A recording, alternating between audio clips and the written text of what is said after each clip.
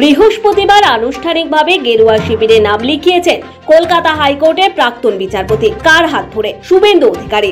সেই নিয়ে সোশ্যাল মিডিয়ায় পোস্ট করে ফের একবার নারদ কাণ্ডের কথা মনে করালেন অভিষেক বন্দ্যোপাধ্যায়।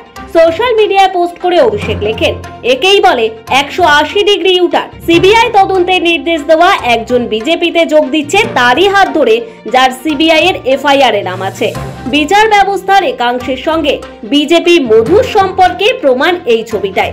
মঙ্গলবার বিজেপিতে যোগদানের কথা ঘোষণার দিন অভিজিৎ গঙ্গোপাধ্যায় নারদ কাণ্ড নিয়ে কথা বলতে গিয়ে ক্লিনচিট দিয়েছিলেন শুভেন্দু অধিকারীকে। তার যা বক্তব্য ছিল তাতে কার্যত তৃণমূলের নেতারাও আড়াল হয়ে যান। তবে অভিজিতের একক নিশানায় ছিলেন ডায়মন্ড হারবারের তৃণমূল সাংসদ। তাকে তালপাতা সিপাই বলে কটাক্ষ করে অভিজিৎ দাবি করেছিলেন নারদ পুরোটাই ষড়যন্ত্র। প্রথম কথা, নারদ কাণ্ড একটা চক্রান্ত।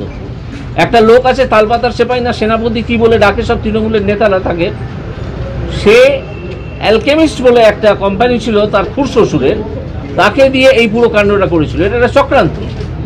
এটা কোনো আপনার কি বলে ওটাকে স্টিং অপারেশনই নয়। এটা ওই ভদ্রলোককে ইউজ করে একটা চক্রান্ত করা হয় বিভিন্ন লোককে। যখন সেই তালপাতার সেপাই রাজনীতিতে দাঁড়াতে চাইছিল তখন সে চায় যে তার বিভিন্ন যে সিনিয়র নেতা যারা আছে তাদের নামে একটা বদনাম রটিয়ে দিতে, সেই জন্য এই কাজটা করা হয়েছে। সুতরাং এইটা কোনো দুর্নীতির সঙ্গে এর সংস্থান অনেক দূরে। বৃহস্পতিবার শুভেন্দুর হাত ধরে বিজেপিতে যোগদানের পরে অভিজিৎকে সরাসরি নিশানা করলেন অভিষেক। মঙ্গলবারই অভিষেক বন্দ্যোপাধ্যায়কে অভিজিৎ গঙ্গোপাধ্যায়ের বিজেপিতে যোগদান নিয়ে প্রশ্ন করা হলে তিনি জানিয়েছিলেন, প্রাক্তন বিচারপতি স্পষ্ট করেই বলছে বিচার ব্যবস্থায় থাকাকালীন তথা বিচারপতির পদে আসীন হয়ে তিনি বিজেপির সঙ্গে যোগাযোগ রেখে গেছেন।